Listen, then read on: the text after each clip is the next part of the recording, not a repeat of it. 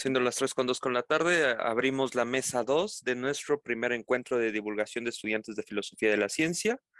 Es acerca de ciencias cognitivas de 3 a 4 de la tarde. Y cedo la palabra a nuestro moderador Eduardo Luna, quien dará pie a las ponencias. Muchas gracias, Eduardo. Muchas gracias, Miguel. Pues bienvenidas todos, todas. Como ya dijo Adrián, el primer encuentro de divulgación de estudiantes de Filosofía de la Ciencia. La mesa es la número 2 y vamos sobre ciencias cognitivas.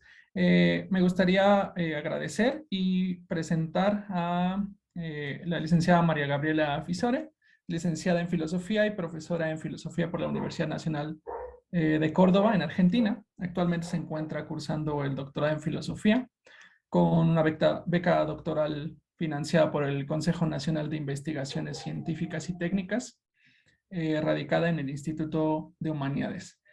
Al mismo tiempo, presentar también al licenciado Javier Cisneros Nolasco, es licenciado en Kinesiología y Fisioterapia por la Universidad Nacional de Córdoba, en Argentina también. Se desempeña en la actualidad como director técnico de la empresa Kinesiología Deportiva, en la que lleva adelante estudios y análisis biomecánicos en las distintas áreas deportivas dentro de un enfoque integrador con las neurociencias cognitivas. Y ellos nos van a presentar la ponencia que lleva por título Del movimiento a la escritura, aportes al debate sobre la relación lenguaje-pensamiento. Muchas gracias, licenciados, los dejo la palabra. Buenas tardes, muchas gracias Eduardo por la presentación. A continuación vamos a presentar pantalla, tenemos una presentación.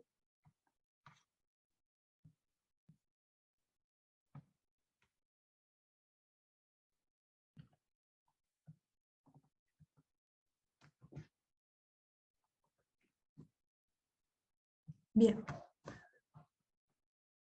Bueno. Vamos a comenzar. Bien, como decía Eduardo, nuestro trabajo se titula Del movimiento de la escritura, aportes al debate sobre la relación lenguaje-pensamiento. Bueno, en principio queríamos en primer lugar queremos agradecer el espacio, nos parece un encuentro muy interesante y muy diverso también temáticamente, y eso, la verdad que son súper importantes estos espacios para compartir y poder discutir temas que, bueno, vamos trabajando a lo mejor paralelamente, ¿no? Y es un lugar para poder informarnos y hacer un conocimiento más colectivo.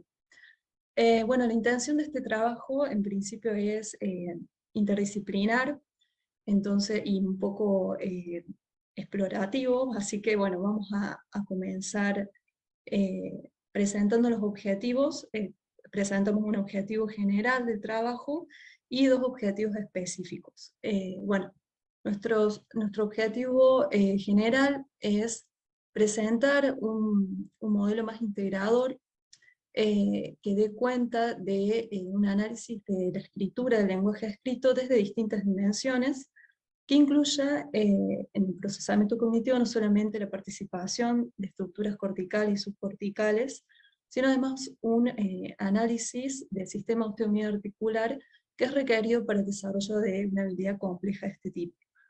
Esto como en general, y particularmente hacer un análisis de los problemas epistemológicos que tienen algunos modelos de procesamiento de la escritura. Específicamente lo que vamos a tratar de desarrollar es una reflexión acerca de los límites epistémicos y metodológicos que plantean las técnicas de psicología cognitiva para estudiar el procesamiento de la escritura, y en segundo lugar, elaborar un análisis crítico en torno al supuesto del modularismo de la teoría de la mente, perdón, la teoría del modularismo, en los modelos cognitivos de procesamiento de la escritura, es decir, el supuesto de la teoría modular de la mente en la arquitectura mental. Bien. Bueno, ¿dónde se inserta en el debate filosófico este trabajo? Voy a presentarlo de forma muy general, por una cuestión de tiempo. Bueno, el trabajo se inserta dentro del gran debate, histórico debate de la relación lenguaje-cognición, Acá se pueden presentar como dos enfoques contrarios que históricamente se fueron desarrollando. El primero, el comunicativismo, tiene que ver con pensar el lenguaje como un código, es decir, como el lenguaje solamente tendría la función de comunicar los contenidos mentales. Y contrariamente, el cognitivismo o constitutivismo plantea que el lenguaje, en realidad la adquisición de un lenguaje, un sistema de símbolos arbitrarios, puede hacer una reestructuración cognitiva, es decir, afecta la cognición. No solamente es un código o un reflejo de la arquitectura mental. Esto en el marco de la filosofía de la mente y la filosofía del lenguaje. Bien, el comunicativismo, las ciencias cognitivas, ha sido muy influyente, particularmente a partir del desarrollo de la tesis modular de la mente, que dio apoyo particularmente fue apoyado por dos sucesos, podemos ponerlos así. En principio, el desarrollo en lingüística de la teoría de Chomsky, de que existe algo así como una gramática universal, y el lenguaje vendría a ser un órgano del pensamiento, y supone una teoría modular, en el sentido de que el lenguaje viene a ser un módulo configurado de forma innata. Y por otra parte, los desarrollos a finales del siglo XIX, y que posteriormente fueron avanzando en relación a las afasias, particularmente la afasia de Broca, que presenta una alteración circunscripta en el cerebro que da cuenta de una alteración específica del lenguaje. Entonces, como estas dos cosas vienen a apoyar una teoría comunicativista del lenguaje. Bueno, ¿cuál es el lugar del lenguaje escrito? Porque hasta acá siempre hablamos del lenguaje en un sentido general. Siempre la filosofía lo toma el lenguaje en un sentido general o solamente el lenguaje oral. Nuestra propuesta es preguntarnos qué lugar ocupa el estudio del lenguaje escrito en el debate sobre la relación lenguaje-pensamiento, y qué aportes al análisis del procesamiento cognitivo del lenguaje escrito puede dar a comprender mejor este vínculo entre cognición y lenguaje. En principio, porque el lenguaje escrito no es una capacidad configurada de forma innata, porque se adquiere, y evolutivamente también ha sido un tiempo muy corto en el que apareció la escritura, por eso no puede estar configurado de forma genética en el cerebro. Bien.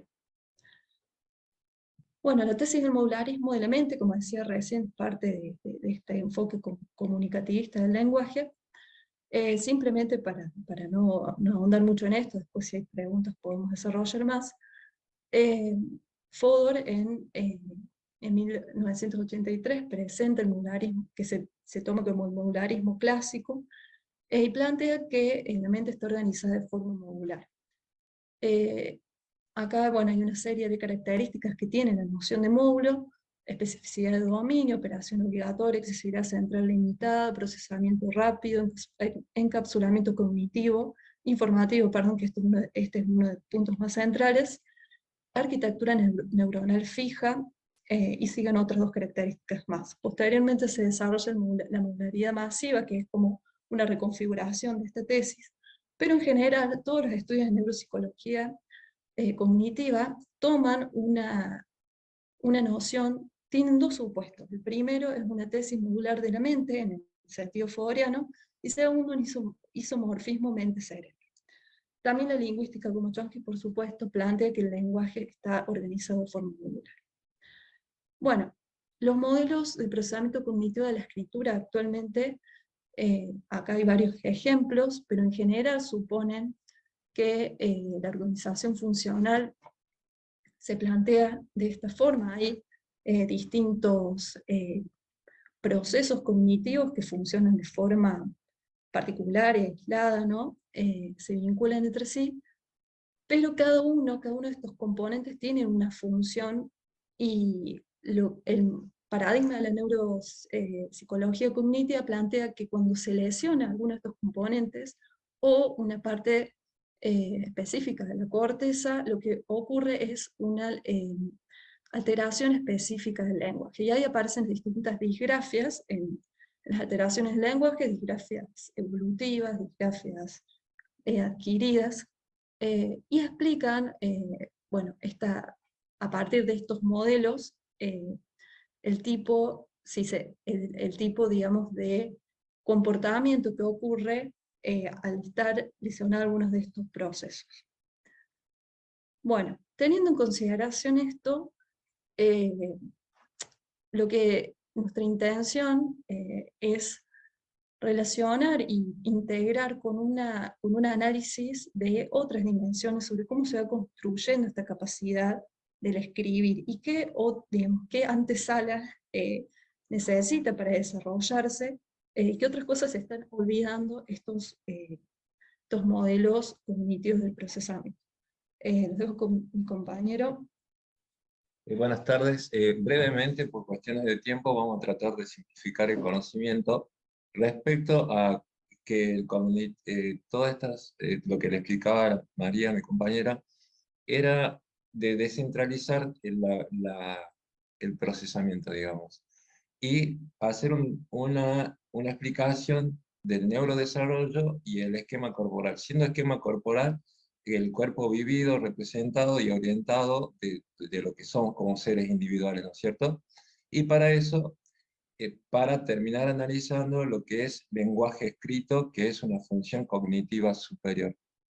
Entendiéndose el desarrollo del sistema, el neurodesarrollo, como la maduración biológica de todo el sistema nervioso, donde nosotros podemos ver signos donde el recién nacido nace con una alta actividad motora refleja, y que eso luego la va inhibiendo. Son reflejos de deglución, reflejos de llanto, reflejos de la succión, y esa actividad, a medida que el ser recién nacido va creciendo, va dominando, va desapareciendo esa actividad refleja para crear reacciones posturales que van a ser la base de las actividades que se llaman prelocomotrices. Es decir, analizamos el neurodesarrollo, ¿sí?, hasta que el niño adquiere la locomoción, ¿sí?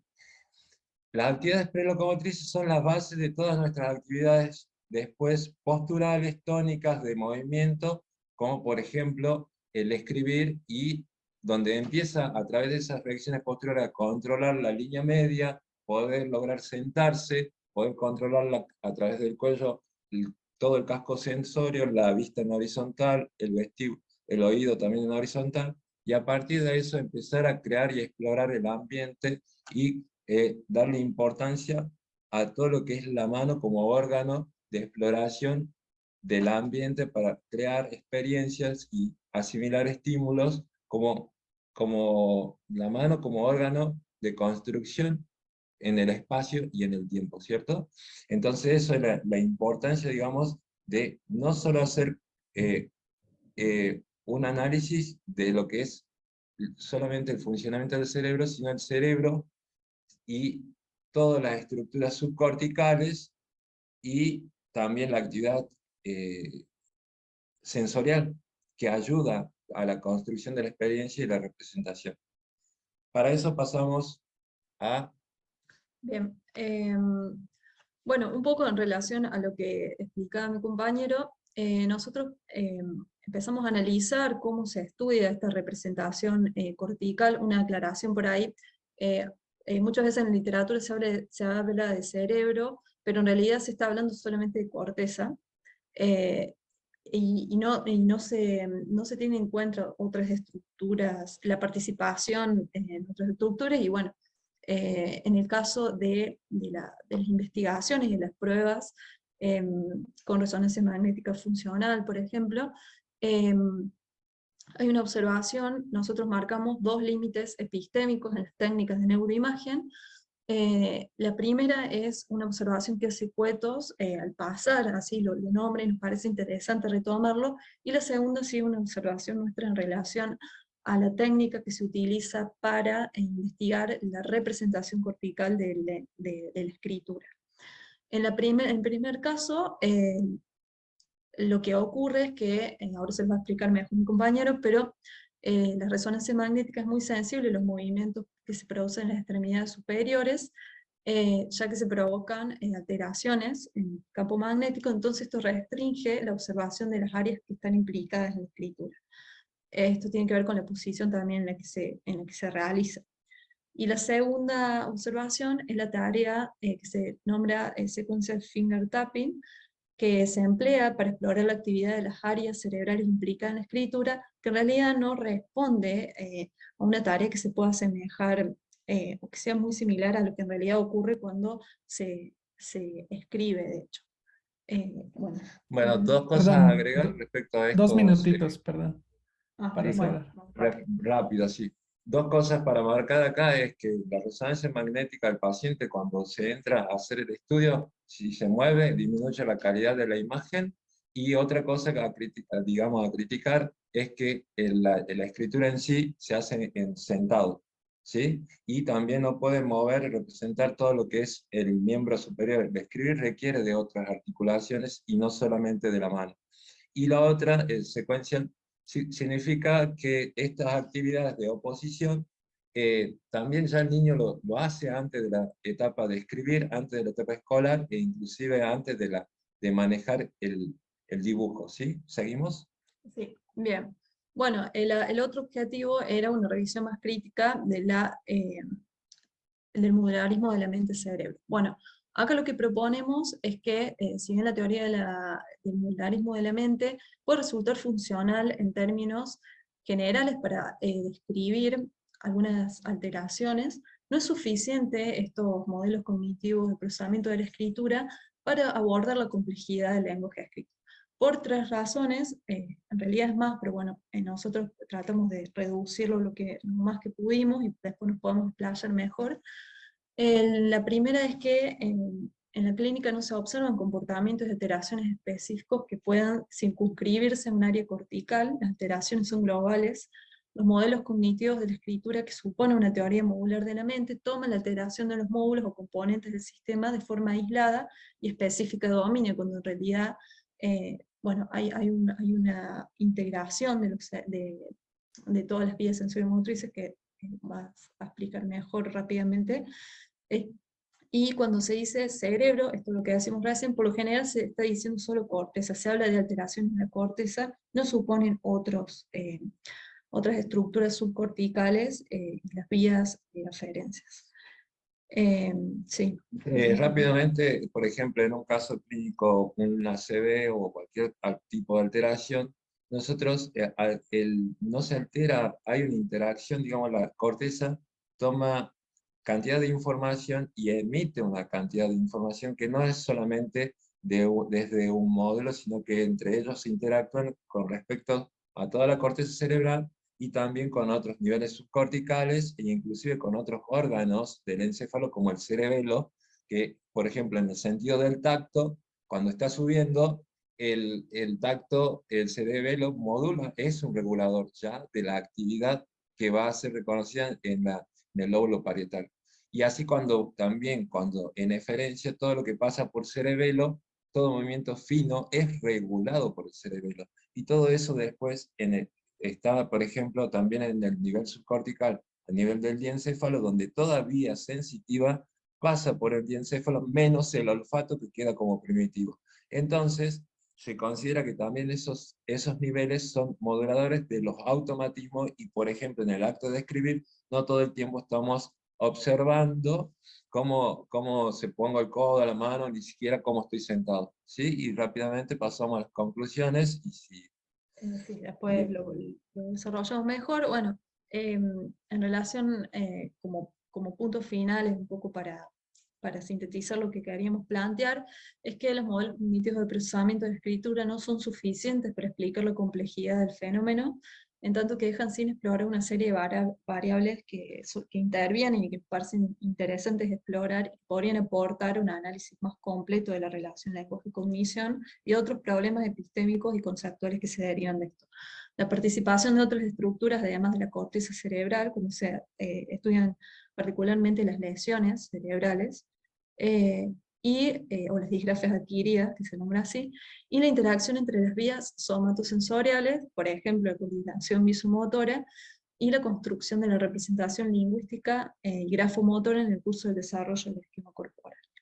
Bueno, eso es todo. Muchas gracias. Gracias, hasta luego, disculpen. Muchas gracias por su presentación. Damos paso ahora a la licenciada Gabriela Pérez Paz. Ella es egresada de la licenciatura en Filosofía por la Benemérita Universidad Autónoma de Puebla. Sus principales intereses son filosofía de la mente, filosofía de la psiquiatría y filosofía de la ciencia.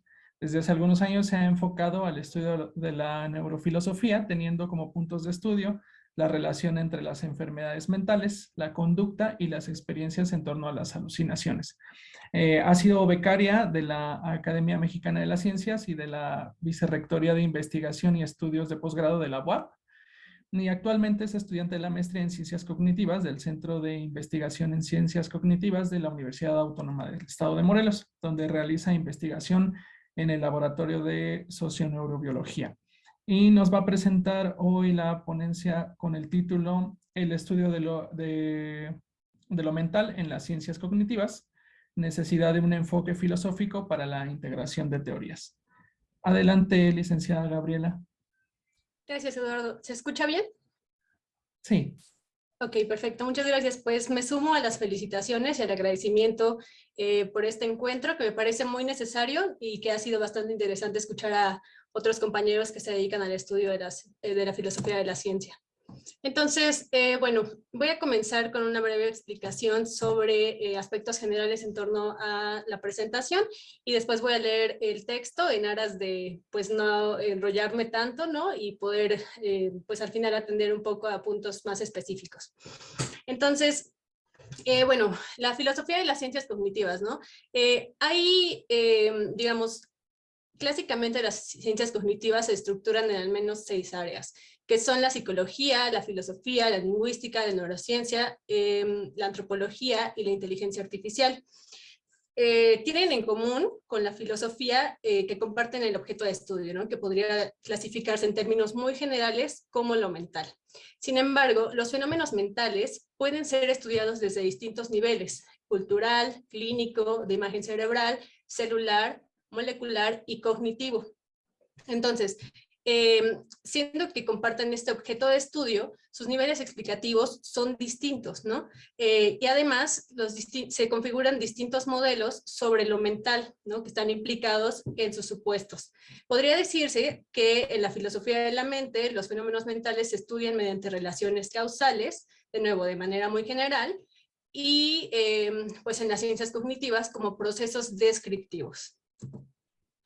Entonces, la propuesta aquí es que la filosofía de las ciencias cognitivas es un tipo de filosofía que está informada empíricamente y es además parte de la filosofía de la ciencia. Entonces, se plantea una continuidad entre filosofía de la mente y filosofía de la ciencia, que nos permite responder a preguntas del tipo ¿qué son y de qué forma están posibilitados los fenómenos mentales?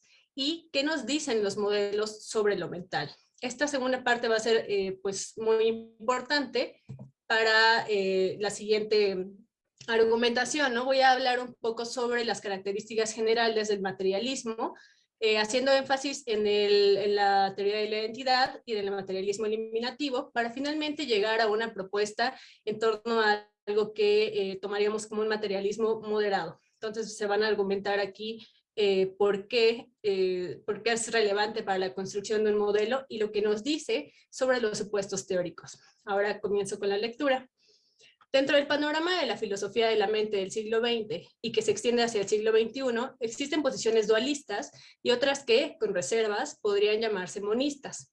El enfoque dualista abarca una pluralidad de posturas con matices diferentes, pero todas coinciden en que la esencia de la inteligencia consciente reside en algo no físico que jamás podrá entrar en la esfera de acción de ciencias como la física, la neurofisiología y la informática. No obstante, esta descripción no resulta sencilla, pues no hay una división unívoca entre teorías dualistas y materialistas, porque encontramos además al menos 5 tipos de dualismo. cada uno con sus propias restricciones y argumentos, pero en todos ellos subyace un problema ontológico que afirma que la existencia de lo mental radica fuera de lo físico. De esta forma, se postula de principio una incompatibilidad con las ciencias empíricas.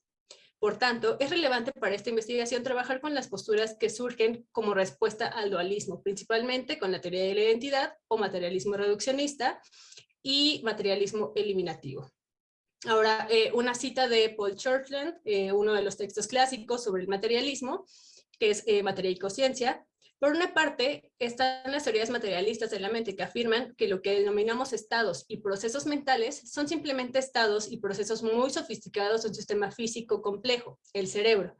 Por otra parte, están las teorías dualistas que afirman que los estados y procesos mentales no son simplemente estados y procesos de un sistema puramente físico, sino que constituyen un tipo específico de fenómeno de naturaleza esencialmente no física. El materialismo reduccionista o teoría de la identidad afirma que los estados mentales son procesos del cerebro físico. Pretende de esta forma otorgar un modelo axiomático acerca de dichos procesos. Lo anterior supone un marco neurocientífico completo. La teoría de la identidad asegura que los estados mentales son estados físicos, por tanto, pueden ser descritos como un modelo explicativo fisicalista. Entonces, una proposición tal como tener frío sería numéricamente idéntica a un proceso físico de activación de ciertas regiones cerebrales. Ahora, dado que los estados mentales configuran una teoría que llamaremos A y los procesos cerebrales a su vez configuran una teoría B, hablar de ellos como idénticos supone que A debe inscribirse dentro de B o viceversa. Esto se explica de la siguiente manera. Bueno, aquí traté de ejemplificarlo de una forma visual, entonces vamos a ver si nos ayuda en la explicación. El primer postulado tenemos dos teorías, ¿no? La teoría A y la teoría B. A es una teoría anterior e incompleta respecto a B. B representa una teoría nueva, es lo que estamos viendo en la figura 1, ¿no? La figura 2, B refleja las proposiciones de A de una mejor manera. B tiene un mayor alcance explicativo y predictivo. Sin embargo, A es funcional y se asemeja a los postulados de B. Aquí vemos que todavía pues hay una cierta intersección, ¿no?, de los dos modelos. Entonces, entre A y B hay una similitud conceptual. Como A puede subsumirse a B, los elementos teóricos de A se complementan en B. Así B resulta una teoría más completa, que es lo que vemos en la figura 3, ¿no? A pesar de que sea una figura completa, se mantiene al mismo nivel de la teoría A, ¿no? Y de alguna forma subsume sus enunciados. Esto es lo que encontrarían problemático, ¿no?, los Churchland y el materialismo eliminativo. Veamos por qué.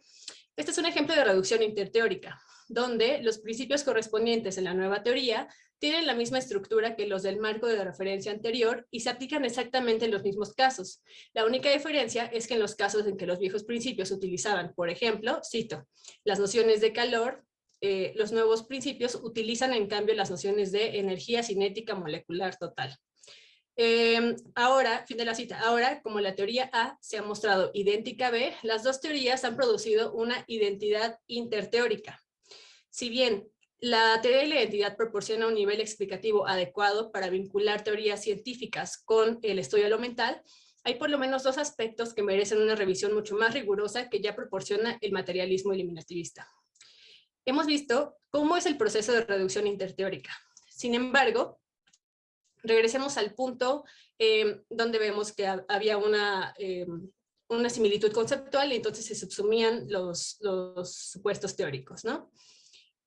Pareciera que al encontrar una teoría más abarcativa, es prudente comparar los postulados de A con B y resolver cómo pueden configurar una mejor teoría. Sin embargo, los términos de A pueden ser semejantes a los de B solo en un nivel mínimo. Pero comparar dos estructuras teóricas no involucra simplemente comparar sus conceptos, sino que las diferencias entre prácticas científicas se visibilizan. Y esto también pensando que la mayoría de las disciplinas que conforman a las ciencias cognitivas se sitúan en un nivel experimental. De hecho, un requisito para llevar a cabo una reducción interteórica es que exista una teoría base, que como hemos visto representa A. Sin embargo, este es el punto más crítico que el eliminativismo encuentra, pues A resulta una teoría de sentido común sobre el entendimiento de lo mental, lo que los Churchland denominan como psicología popular. ¿no? Que es una teoría no formal sobre lo mental y que abarca el aspecto subjetivo de los estados mentales, las actitudes proposicionales y la atribución de estados mentales a otros individuos.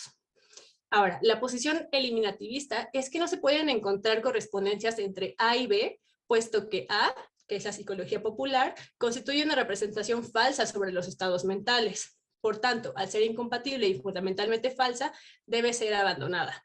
Este es el punto donde creo que se sitúan la mayor parte de las críticas en torno al eliminativismo, que además suponía, ¿no?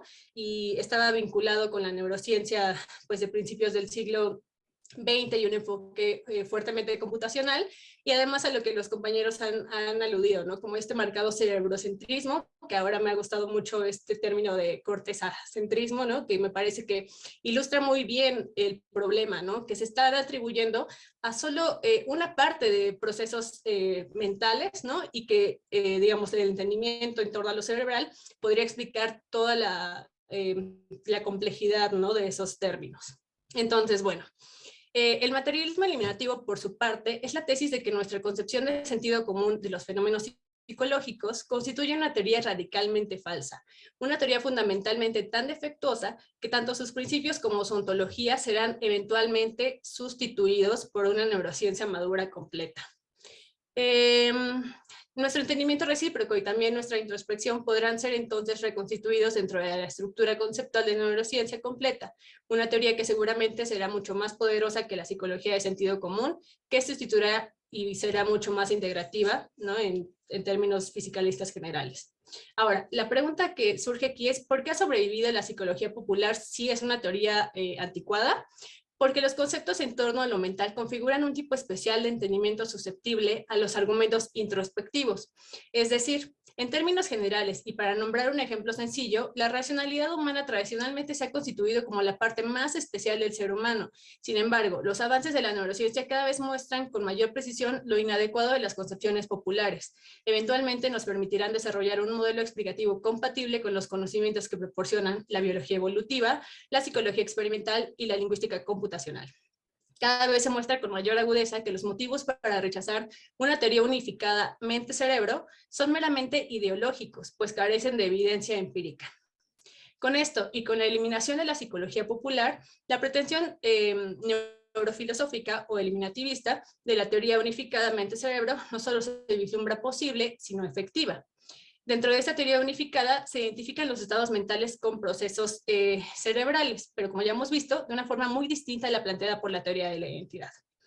Entonces, bueno, voy avanzando un poco porque creo que me queda poco tiempo, ¿no? La base evolutiva, neurobiológica y experimental aporta también un fuerte componente objetivo que difícilmente se observa en las anteriores propuestas, que podrían llamarse, pues, materialistas, ¿no? En términos generales. Tomar las evidencias empíricas y transformarlas en marcos teóricos no solo es una instancia de progreso científico, sino que revela los procesos reales de nuestras relaciones con otros, siendo así también un ámbito político y social. El materialismo eliminativo no es un criterio de evaluación, sino un proyecto que otorga a lo mental un sentido biológico partiendo de una base evolutiva y neurobiológica entre el mundo externo y el cerebro. Y por último, que justifica por qué la perspectiva filosófica es necesaria para la neurociencia y viceversa, ¿no? Entonces, con esto planteado también se puede seguir el argumento, ¿no? Esta es una cita también, esta es de Patricia Churchland, dice, este argumento de la insuficiencia explicativa se puede ampliar un poco más. En la medida en que se trate de cerebros normales, la insuficiencia de la psicología tradicional tal vez no resulte extraordinariamente evidente, pero apenas se examina la cantidad de desconcertantes deficiencias conductuales y cognitivas que padecen las personas con daño cerebral, los recursos descriptivos y explicativos a los que disponemos comienzan a perder pie. Ahora, decía yo que esta es una de las críticas, ¿no? Un marcado cerebrocentrismo que además tiene la idea de la neurociencia como progreso. Creo que es una crítica muy acertada a la que incluso los mismos autores, ¿no? que proponen este tipo de materialismo ya han aludido. Parece que es una posición muy radical, ¿no? Y sí lo es la posición materialista más radical. Y entonces, por ahí del 2012, Patricia Churchland, en una de las entrevistas que le realizan, dice que pues le gustaría reconsiderar al eliminativismo como un materialismo más bien moderado, ¿no? En ese sentido, lo configura como un materialismo revisionista, ¿no? Que es en efecto una versión más moderada y que ya tiende a esta crítica, ¿no? De que no solo son los procesos cerebrales los que van a tener una suficiencia explicativa en una visión fisicalista. Entonces, es importante revisar las relaciones entre teorías, ¿no? Un aspecto importante es la reducción interteórica, que implica distintos niveles explicativos que pueden subsumirse a otro de mayor cobertura, ¿no? Esta reducción puede ser un modelo de integración interdisciplinaria. Entonces, lo que toma un poco el materialismo revisionista es estas dos, digamos, grandes propuestas, ¿no? De la teoría de la identidad, de la reducción interteórica, y del materialismo eliminativo como una postura radical, ¿no? En torno al dualismo. Entonces, se configura así un modelo materialista más moderado y que va tendiendo, ¿no? A esta necesidad interdisciplinaria de las ciencias cognitivas. Bueno, ¿por qué importa, no? Porque el concepto de lo mental se usa de formas muy diversas, que a pesar de ser funcionales deben ser especificadas de forma concisa, pensando que no solo son relevantes en un nivel teórico, sino que una clarificación y unificación conceptual basada en la evidencia podría aportar un mejor entendimiento de las prácticas científicas relacionadas. Un ejemplo de esto podría ser el caso de las enfermedades mentales. Algunos autores atribuyen a que el concepto de lo mental podría ser superado también como por enfermedad neurológica, ¿no? Y aquí hacen una distinción entre lo que atañe a procesos mentales como procesos psicológicos y lo que Perdón, atañe a licenciada, procesos... 2 minutitos, por favor. Gracias. Y lo que atañe a procesos neurológicos que podría referir en un sentido estricto a cuestiones funcionales o estructurales, ¿no? Sin embargo, la importancia de la definición es también histórica, pues las enfermedades mentales están ligadas a prácticas que vulneran a la persona que las padece y que aún ahora están estigmatizadas, ¿no? El entendimiento de lo mental como un proceso biológico, evolutivo, estructural y relacionado con lo social es entonces mucho más abarcativo que simplemente pensarlo como una enfermedad del alma o de la psique, ¿no? Lo que sea que eso signifique. Entonces, el modelo biopsicosocial, ¿no? Necesita de la integración de distintos niveles, como mencionábamos antes, molecular, neuronal, social, etc. Bueno, puede vislumbrarse ahí una ruta, ¿no? Lógica entre el materialismo que sí puede vincularse con estas ciencias empíricas y que además puede atender efectivamente a la multiplicidad de niveles necesarios. Entonces aquí, bueno, tenía aquí un ejemplo en torno a la esquizofrenia que me parece muy bonito, pero cuestiones de tiempo, vamos a explicar esta última diapositiva, ¿no? ¿Por qué es relevante entonces un marco unificado acerca de los conceptos mentales? Porque nos permite vislumbrar los problemas tradicionales, ¿no? De la filosofía y ver de qué forma se puede reformular, de qué forma pueden incluso ser superados, ¿no? Y aspectos metateóricos acerca de la naturaleza de la mente. También ofrece una instancia de clarificación conceptual donde hay una utilidad cognitiva de los modelos, ¿no? Es decir, los modelos se presentan también como formas de entender y aproximarse a un fenómeno, ¿no? Y formas constitutivas de ese fenómeno. Y además hay un compromiso epistémico, ¿no? Donde va a haber siempre una preferencia por teorías más abarcativas, es decir, si se asume una posición materialista, deberíamos estar, pues, digamos, aceptando que si en algún momento una teoría mejor llega, ¿no? A explicar un fenómeno, entonces no debería haber como un problema en abandonar una teoría solo por, digamos, aspectos que pueden reducirse a lo mejor a lo ideológico, ¿no? Y pues hay una relación marcada entonces así entre la filosofía con el trabajo teórico y experimental de las ciencias cognitivas que depende y se beneficia de los aportes científicos, además de tener mejores, digamos, virtudes epistémicas, ¿no? Es un modelo que puede pensarse como más abarcativo, pero también que puede pensarse como un modelo más simple. Entonces, bueno, pues hasta aquí dejo la exposición y muchas gracias. Muchas gracias, licenciada Gabriela, muy interesante. Recuerden que la ronda de preguntas va a ser al final de las exposiciones, entonces vamos a darle paso a nuestra última ponencia. Les presento al licenciado José Eduardo Lazovela. Él es licenciado en Filosofía por la Universidad Nacional Autónoma de México. Cursó el servicio social en el programa universitario de bioética. del PUB, misma institución en la que participó en el proyecto Ética Académica bajo la dirección de la doctora María de los Ángeles Cancino, realizando un diplomado en bioética. Actualmente desarrolla su investigación de proyecto de maestría bajo la tutoría del doctor Jorge Armando Reyes, el cual versa sobre la ciencia de la felicidad en un enfoque de análisis bioético filosófico. Nos presenta la ponencia con el título La ciencia de la felicidad, una expresión de antropocentrismo. Adelante, licenciado José. Muchas gracias. ¿Me escuchan bien? Sí. Ok. Buenas tardes a todo el auditorio. Antes que nada, quiero agradecer al público que nos ve por su asistencia y sobre todo a los organizadores de este coloquio que abren las puertas a la divulgación de la filosofía y nuestros proyectos de investigación. Dicho lo anterior, doy paso a exponer mi tema. El presente proyecto define el concepto de humanismo de una manera general, demostrando que ha degenerado en antropocentrismo, en base a dos obras. La introducción. Disculpen, es que mi perrito está aquí, perdón. En base a dos obras. La bioética desde una perspectiva filosófica de Paulina Rivero y Bios, el alma y el cuerpo de Juliana González. Se aborda la necesidad clara de que en nuestras sociedades contemporáneas y futuras debe haber un humanismo que no sea antropocéntrico. Se postula que la bioética debe involucrarse en la valoración antropocéntrica de la felicidad. Esta es la propuesta por la ciencia de la felicidad y su ideología. Lo anterior con el fin de mostrar los signos y motivos que rectifican sus limitaciones, consecuencias y beneficios, así como ésta se muestra como una expresión de antropocentrismo. Para hablar de antropocentrismo, antes hay que tener en cuenta qué es el humanismo, ya que el primero es consecuencia del segundo. Entonces, ¿qué es el humanismo? El humanismo representa la reflexión que versa únicamente sobre lo humano, su dignidad y cuidado. En este sentido, es universal. Este implica una forma de pensar lo humano mediante la introspección de su naturaleza, su innovación de conciencia, que no solo se piensa, se encarna en voluntad propia del ser y el hombre. Este humanismo, dentro de la tradición occidental, se puede considerar universalista y correspondiente a la naturaleza humana.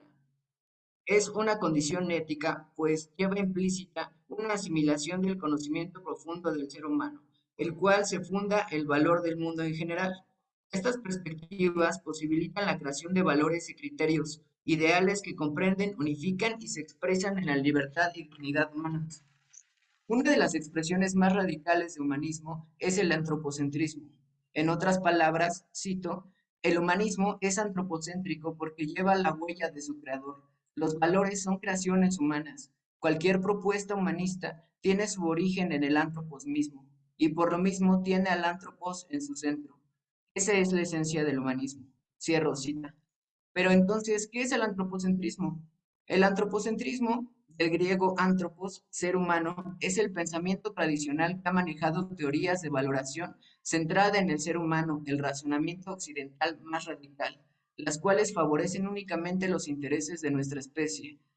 Al hombre racional, la adquisición de poder, control y dominio sobre la naturaleza y sus expresiones. Esto claramente incluye a la humana. En palabras de Juliana González, así, año tras año, siglo tras siglo, corren al menos dos cauces paralelos, el de la creciente identificación del hombre, la cual significativamente llega a ser adorada en algunos templos de París como la gran diosa razón, y el de aquella potentísima corriente por la cual las ciencias van cumpliendo con creces el apotegma de Francis Bacon. Conocer es dominar. Dominar la materia, dominar la vida, dominar el universo. Nace y se crece también, sin límites, la nueva tecne, ahora estructurada como tecnología y tecnociencia. El humanismo degenera así en antropocentrismo. Por esta vía, el humanismo se va consumiendo en su propia ibris. Juliana González, al igual que Rivero Weber, nos dan cuenta de que el humanismo degenera en antropocentrismo. Nos muestran la arrogancia de lo que supone el antropocentrismo, ya que declina y corrompe a la humanidad. El humanismo debe expandir su círculo de consideración moral más allá de sus limitaciones, al igual que su concepto de vida, es decir, el que únicamente considera al ser humano. Algunas de las respuestas a los retos contemporáneos han sido las propuestas por la bioética, ya que es un camino que permite la respuesta y evaluación del complejo comportamiento que se presenta en las sociedades actuales, en la relación a la vida. Sociedades que han avanzado en el aumento de la calidad y que han aumentado en gran medida nuestras comodidades, condiciones de vida y bienestar, tanto material como en cuestiones que versan sobre la salud pública, libertad de expresión y democracia. Sin embargo, muchos de los problemas contemporáneos versan sobre el sometimiento de la humanidad y la naturaleza, su diversidad de ecosistemas y especies al poder de la propia ciencia y la tecnología. Un nuevo humanismo significa que lejos de renegar de los hallazgos de las ciencias y la tecnología, asuma la necesidad de dotar al proceso científico de un sentido ético, humanizarlo y regularizarlo prudentemente. Este proyecto afirma que la bioética es el camino que valora toda expresión de vida intrínsecamente. Es por ello que representa la expansión de la ética, fundamental para el proceso de cambio que nos lleve a un tránsito de conciencia más vitalista, más bioética. Para que esto suceda en nuestro tiempo es necesario un humanismo que no sea antropocéntrico. Cito, se recobran las múltiples formas espirituales y vitales de la relación del hombre con el hombre y con la naturaleza, que han quedado desplazadas por la hegemonía de los vínculos economicistas y tecnocráticos meramente utilitarios y explotadores. Cierro cita. Desde un marco antropocéntrico, toda la naturaleza existe para el servicio de la humanidad y no es un fin en sí misma, porque es un simple medio para obtener comodidades, utilidades y beneficios de su transformación, explotación y manipulación. Pero, ¿qué es la bioética? El concepto de bioética versa de dos cuestiones que hacen evidentes sus preocupaciones fundamentales. El concepto de bios, vida, y ethos, ética. Lo anterior es sumamente necesario para entender un claro panorama de lo que a la bioética le preocupa, le compete y sobre lo que reflexiona. La primera parte del concepto de bios refiere a la vida en general, es decir, se ocupa esencialmente de todas las múltiples manifestaciones de vida trascendiendo más allá de la vida humana o animal, pues expande su consideración moral a los ecosistemas, los insectos y toda aquella expresión de vida por minúscula que parezca. La bioética se pregunta si hay algo más importante que la vida misma. A esta pregunta la bioética responderá con un rotundo sí. Hay algo más valioso que la vida, es la vida que puede vivirse en ciertas condiciones. La bioética estudia, entre muchos otros temas, la manera en que se ha cambiado nuestro concepto de vida y el valor que le damos al mismo. Para afirmar que la ciencia de la felicidad es una expresión de antropocentrismo, es necesario entender el problema de la felicidad en nuestras sociedades contemporáneas. Esto se puede rastrear desde la Declaración de la Independencia de Estados Unidos postulada en 1776, en la que promulga que la vida, la libertad y la búsqueda de la felicidad son derechos legítimos de cada ser humano. En la Asamblea de 1989, constituyente francesa, postularía la Declaración de los Derechos del Hombre y el Ciudadano, y en ella el derecho a la felicidad, un legado fundamental de la Revolución Francesa, misma que en la actualidad tiene valor universal, y también influyó como base en la Declaración de las Naciones Unidas de 1948.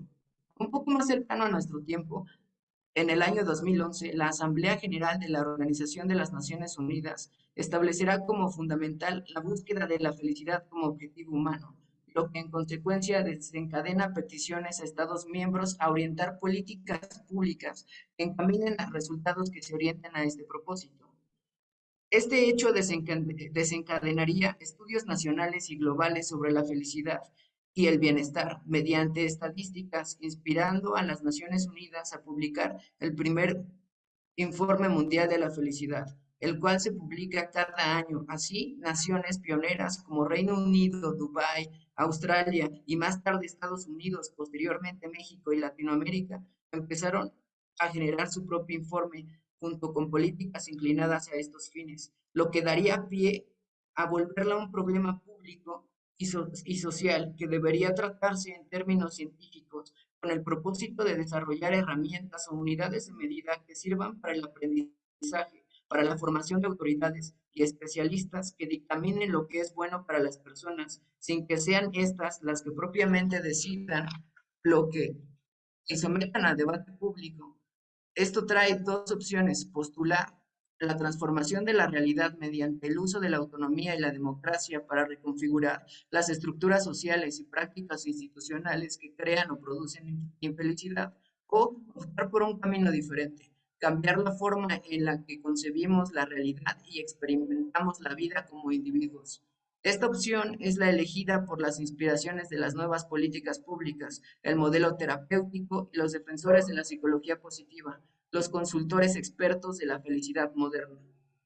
Su fundador, Martin Seligman, en su obra La felicidad auténtica, es quien describe en qué consiste este nuevo campo. Se compone principalmente de tres fundamentos. Se centra en el estudio de la emoción positiva. Su análisis versa sobre los rasgos positivos en la naturaleza humana, el desarrollo de habilidades, tanto físicas como cognitivas, y la investigación de las instituciones que sirven o fomentan en los propósitos encausados a la práctica o desarrollo de virtudes, y a su vez las emociones positivas, donde el individualismo es sinónimo de bienestar, tanto físico como psicológico, y de la persecución y realización de los propios intereses. Esta ciencia nos da un método de conducta de la apreciación de la vida, y está influenciada y enraizada en un rasgo que se enfoca en una directriz específica y que conduce un hilo que trasciende la historia del hombre, un patrón ideológico antropocéntrico ante la naturaleza, que conduce directamente al dominio de lo humano, al desencantamiento del mundo, es decir, conceptualizar radicalmente y reducir mediante el entendimiento. En este contexto, racionalizar la felicidad, medirla, cosificarla, representa un intento por dominar la felicidad y por lo tanto la naturaleza humana. Por ejemplo, hoy vemos que la industrialización del mundo natural y nuestra relación con nuestra naturaleza actualmente ha desatado la privatización de los recursos naturales, la vida, agua, especies, semillas, que han sido producto e inspirados por el dominio del hombre y que han desencadenado el calentamiento global, la extinción de las especies, desastres naturales, experimentación con humanos, la esclavización y asesinato sistemático de animales para el entrenamiento y beneficio humano, o al igual que la intervención biotecnológica para modificar genéticamente las especies. La ciencia de la felicidad parece querer definir y valorar universalmente la felicidad con un propósito: modelar y alinear la naturaleza del sujeto a una que convenga a intereses ajenos a la autonomía y la libertad, pues incitan el consumismo, la individualidad, y crea y busca la sumisión y asimilación del individuo débil y que necesariamente necesita tutela para percibir de la vida de una manera más feliz. El sufrimiento ya no es un problema social y económico, no es producto de injusticias políticas y sociales, y mucho menos es una cuestión de religiosidad y de sacrificio. Tiene que ver siempre con una mala interpretación de nuestra historia, de nuestro funcionamiento psicológico. La respuesta así siempre será dada por la psicología. La ciencia de Perdón, la 2 minutos felicidad, en más, este por favor. claro, ya solo me falta este pedacito. La ciencia de la felicidad, en este sentido, ofrece un método probado para hacer feliz a la gente en todos los contextos de la vida, convertir sus deficiencias en perfecciones. Esto mediante la dedicación, disciplina y optimismo. El sujeto está predispuesto a escoger la felicidad de corte positivista, una felicidad que parece ser más una obligación que una aceptación voluntaria, más una norma y un requerimiento para encajar que una simple sugerencia, una realización impuesta más que solo una idea en el debate público. Eso sería todo. Muchísimas gracias, licenciado José Eduardo. Pues no sé si tengan, es el momento de las preguntas. Por favor, si van levantando sus manitas y tenemos tiempo para algunas cuantas. Tenemos aquí a Adrián, por favor, si quieres comenzar en lo que se animan los demás. Sí, muchas gracias, Eduardo. Reitero el agradecimiento a los tres ponentes del día de hoy. Ha sido una maravillosa mesa de ciencias cognitivas que nos han instruido a los que no somos tan doctos en la materia, a pesar de que también somos filósofos de la ciencia, no, muchas de las veces la distancia entre los campos nos impide ver muchos de los trabajos de los compañeros y esta es una oportunidad valiosa de verlos. En primer lugar, quisiera hacerle una pregunta a María y a Nolasco sobre esta relación acerca del lenguaje que me llamó en particularmente la atención. ¿Ustedes qué piensan, qué opinan al respecto de que realmente la educación, y creo que ustedes puntualizaron al respecto, se privilegia al lenguaje proposicional, al lenguaje verbal y sobre todo al lenguaje escrito. Y en consecuencia se delega otros tipos de lenguaje, como pueden ser el lenguaje de señas, como pueden ser incluso la música y el lenguaje corporal, y en consecuencia muchos otros tipos de conocimiento que no usan el lenguaje escrito, sino que usan otro tipo de lenguaje, un lenguaje no verbal, y pueden ser incluso relacionarse con las artes, ¿no? Entender a las artes como formas de conocimiento debe ser también incluso superar esta barrera del lenguaje proposicional. No sé qué opinan al respecto, eso es lo que me despertó su plática. A Gabriela le quisiera preguntar, justamente puntualizaste al final y a lo mejor eso impidió, el tiempo te impidió hablar más al respecto, pero yo mientras escuchaba estaba pensando que la psicología del sentido común, la psicología la que todos conocemos o que todos creemos tener, está ampliamente relacionada con, con una estigmatización de las enfermedades mentales, ¿no? Y eso puede ocasionar terribles consecuencias, ¿no? La discriminación, el apartamiento de ese tipo de personas, el no reconocimiento de las neurodivergencias, etcétera. No tendría que desaparecer esta clase de psicología, vaya, o refinarse, no sé qué opinas. Y a José Eduardo le quisiera preguntar, me llamó particularmente la atención estas políticas de la felicidad, ¿no? Y principalmente porque me recordó, bueno, para los que no son mexicanos, nuestro presidente habla muchas veces de políticas del bienestar, ¿no? Vivimos un estado actualmente del bienestar, pero se relaciona con eso, ¿cuáles serían en efecto las políticas de la felicidad? Vaya. O sea, si hay algún ejemplo concreto de algún país que haya implementado una serie de políticas de la felicidad para incrementar estos niveles, ¿no? Muchas gracias a los tres, reitero el agradecimiento. Gracias, Miguel, por la pregunta. No sé si quieren que comencemos nosotros a responder y pues, ¿sí? Bien, bueno. Sí, por favor. Gracias. Muy interesante tu intervención.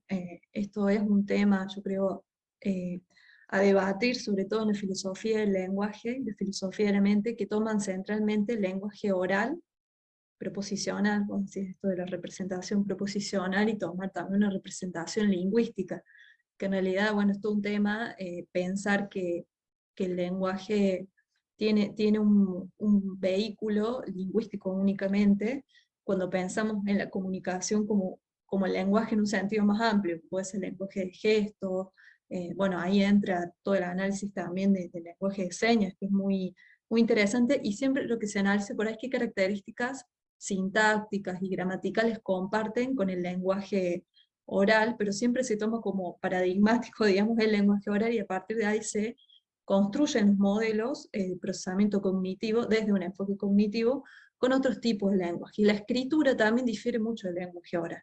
El hecho de transcribir nuestros pensamientos, y un sesgo un poco de la lingüística, también es analizar el lenguaje oral incluso desde la escritura, desde la estructura del lenguaje escrito. Entonces, hay como muchos supuestos que es interesante, como también la música. Bueno, tenemos composicionalidad, sintaxis en el lenguaje de la música, eso también es una pregunta muy interesante para hacerse, y bueno, y descentralizar un poco también el hecho de tomar el lenguaje como algo estático, como algo general, homogéneo, desde la filosofía y poder abrir un poco en relación a la exposición de Gabriela, a una interdisciplinariedad efectiva que pueda hacer un poco más del fenómeno lingüístico, bueno, y por eso también un poco la intención de este trabajo. No sé si queremos agregar algo. Sí, me gustaría agregar con respecto también a lo que proponemos con María Gabriela, y encontrarnos también con el trabajo de Gabriela de allá, de todo lo interdisciplinario y también de descentralizar, ¿no es cierto? Entonces, y a tu pregunta, en respuesta a tu pregunta, es la construcción, justamente planteamos, es la construcción de la relación del lenguaje y el movimiento, ¿no es cierto? Nosotros, nuestro cerebro, o nuestro encéfalo, vamos a decir, nuestro encéfalo no entiende de, de un músculo, no entiende de bíceps, de mover, de flexión, extensión, del escribir así, de modo como se trabaja en la robótica, en la cibernética, de tratar de... Entonces nosotros somos más amplios, donde decimos que como el músculo, cuando hay técnicas periféricas de electroestimulación, no entiende de electricidad, la electricidad no entiende de músculo, el cerebro no entiende de músculos, ni de huesos, ni nada de eso. Entiende de patrones de movimientos diagonales y espirales, es decir, que hay una complejidad de estructuras y también en el movimiento que hacen que nosotros podemos expresar. Por ejemplo, yo estoy hablando, pero a la vez me estoy apoyando en el movimiento de mi mano.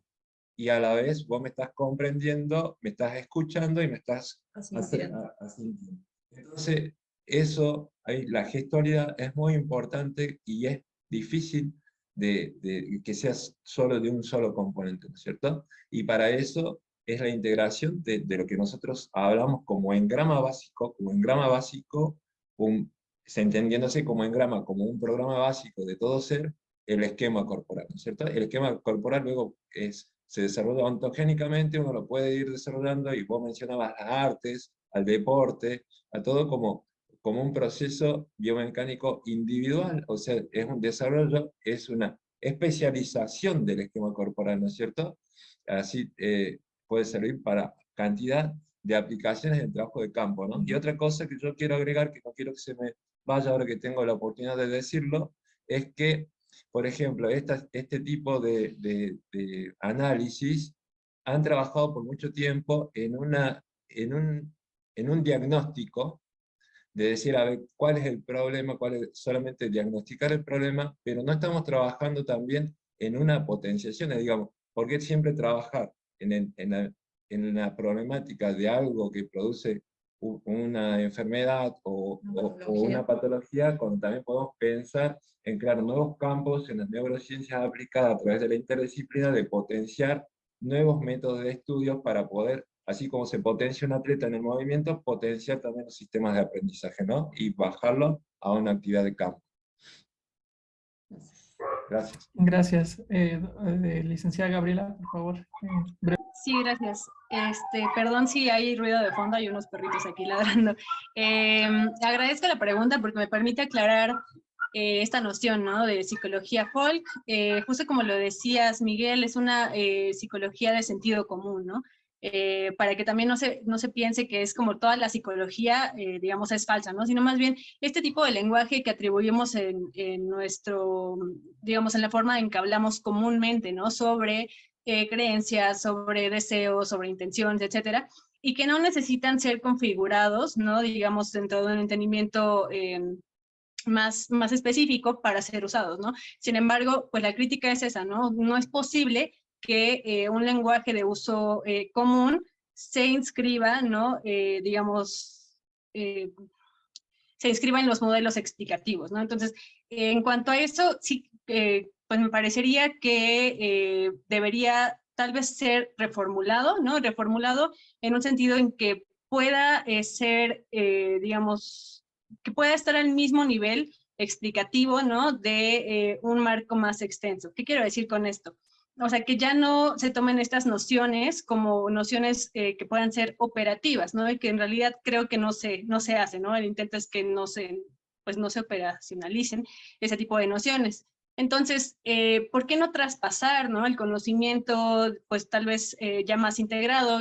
Podría pensarse que incluso ya consensuado, ¿no? A este tipo de, pues de conocimiento que no requiere un marco explicativo más complejo, es decir, trasladar ya conceptos en torno a la mente, a las enfermedades mentales, que atiendan a los niveles complejos, ¿no? Que decíamos neurobiológicos, celulares, sociales, etcétera, y que eso sea lo que se configure como nuestro lenguaje de uso común. Entonces, me parece que sí, la pretensión podría ser esa, ¿no?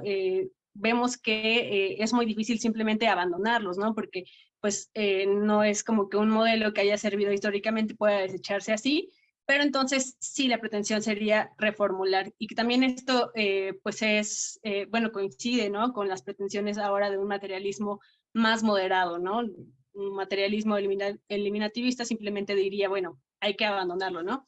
Sin tomar en cuenta los niveles, digamos, culturales y sociales en los que este tipo de psicología de sentido común está inscrito. Perfecto, muchas gracias, licenciada Gabriela. Licenciado José, brevemente, por favor, para darle Sí, paso a la última pregunta. solo para contestar rápidamente, hay un ejemplo en respecto a las políticas públicas. Bután es uno de los países que fue el fundador en este sentido de valorar el producto de felicidad bruta por encima del PIB. Y esto significa que procuran más el cuidado de la naturaleza de su propio país e incentiva programas sociales como lo está haciendo, por ejemplo, el actual presidente para que las personas reforesten y cuiden la naturaleza, pero a la vez también cuiden de sí mismos y de su comunidad. Y bueno, eso sería todo para que sea muy breve. Muchas Gracias. gracias. Adelante, Mari Carmen, con tu pregunta, por favor, brevemente. Gracias, es para el licenciado Eduardo. Estuvo muy interesante todas las ponencias, pero me gustaría mucho saber desde el punto de vista de la felicidad.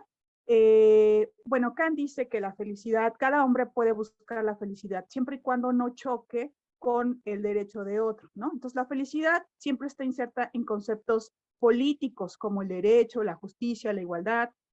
Y me parece que la visión que está manejando Eduardo, es una visión que se inscribe justo en la corriente liberalista. Me gustaría que me dijera justamente qué piensa él, si piensa que justamente el liberalismo es como una cuna en donde la felicidad se puede medir, se puede desarrollar, o si ha pensado en algunas otras vías, sobre todo en cuestión de la felicidad como lo político. Gracias.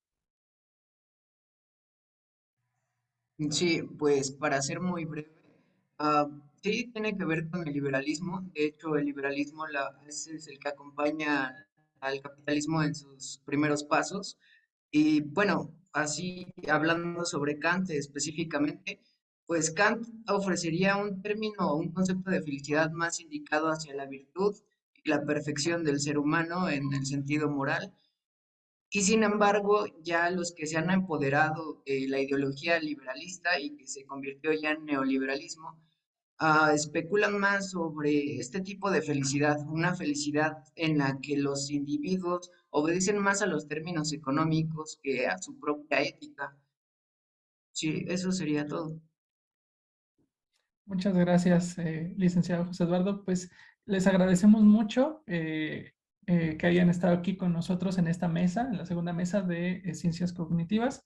Y pues les cedo la palabra a Miguel Adrián.